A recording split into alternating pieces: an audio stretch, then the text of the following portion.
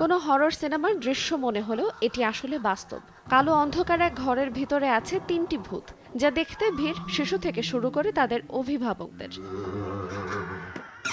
ভূত দেখা যাচ্ছে একদম চোখের সামনে থেকে। মানুষকে ভয় দেখানো এই ভূতের চরিত্রে সকাল থেকে রাত পর্যন্ত কাজ করছে ছোট্ট 3 কিশোর। রাত 9টা বাজে চলবে। মানুষকে ভয় দেখাতে কেমন লাগে? মজা লাগে। আর কোথাও নয়, শিশুদের আনন্দ দিতে ভিন্ন আয়োজনের ব্যবস্থা করা হয়েছে এবারের আন্তর্জাতিক বাণিজ্য মেলার 29তম আসরে। এবারের আসরে বড়দের পাশাপাশি শিশুদের মন কাড়ার জন্য রয়েছে বিভিন্ন রকমের রাইডস। শিশুদের জন্য তৈরি করা হয়েছে বিনোদন কেন্দ্র। চোখের সামনে পড়লেই শিশুরা তাতে ওঠার বায়না ধরছে। তাদের চেঁচামেচি আর হই হুল্লোড়ে মুখরিত হয়ে ওঠে পুরো মেলা প্রাঙ্গণ। রাইটে আরো মজা করছি অনেক। রাতে এসেছি। রাতে এসেছো? কার সাথে এসেছো? আমার সাথে বাবার সাথে। আমি চড়েছি ঘোড়ায়, প্লেনে আর কি জানো, ঘোড়ায় চড়েছি, তারপরে নাগরদোলায় চড়েছি।